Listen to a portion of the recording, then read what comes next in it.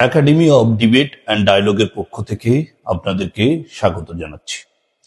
আজকে এই ক্লাসটির মাধ্যমে বাংলাদেশ সহ বিভিন্ন দেশে একটি জনপ্রিয় বিতর্ক ধারা, সংসদীয় বিতর্ক ধারার গঠন সম্পর্কে একটু ধারণা দিতে চাই এবং বিস্তারিত ধারণা আপনারা পরবর্তীতে ক্লাসে পাবেন।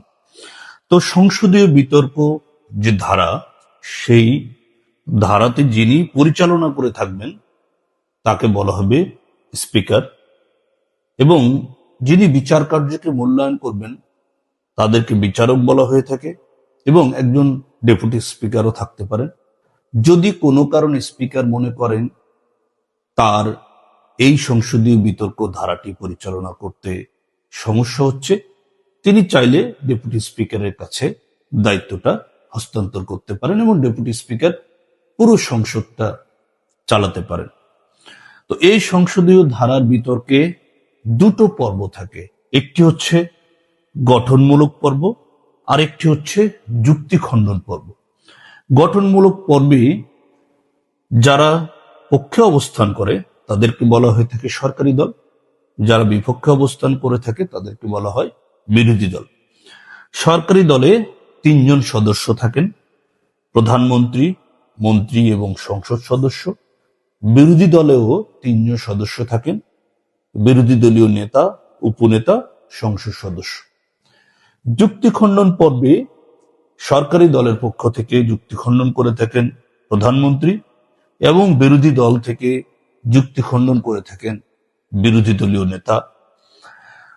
এই পুরো বিতর্কটি দুটো সময়ে বিভক্ত করা যেতে পারে। গঠনমূলক পর্বের জন্য নির্ধারিত সময় থাকে প্রত্যেক বক্তার জন্য 5 মিনিট, এবং যুক্তি খণ্ডন পর্বে প্রত্যেক বক্তার জন্য সময় থাকে 3 মিনিট।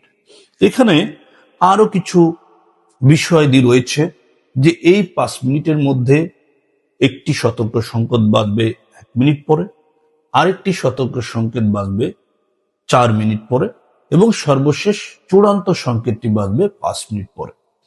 যুক্তি খণ্ডন পর্বে ঠিক তাই, 1 মিনিট পরে একটি সতর্ক সংকেত, 2 মিনিট পরে একটি সতর্ক সংকেত, এবং সর্বশেষ সতর্ক সংকেতটি পাবেন 3 মিনিটে।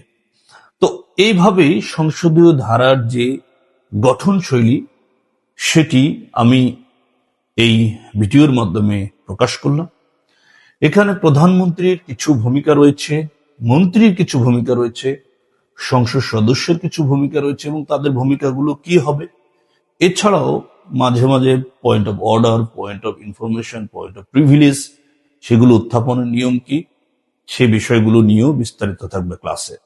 সুতরাং সংসদীয় ধারার বিতর্ক সম্পর্কে বিস্তারিতভাবে জানতে যুক্ত হয়ে যান একাডেমি অব ডিবেট অ্যান্ড ডায়ালগের সাথে।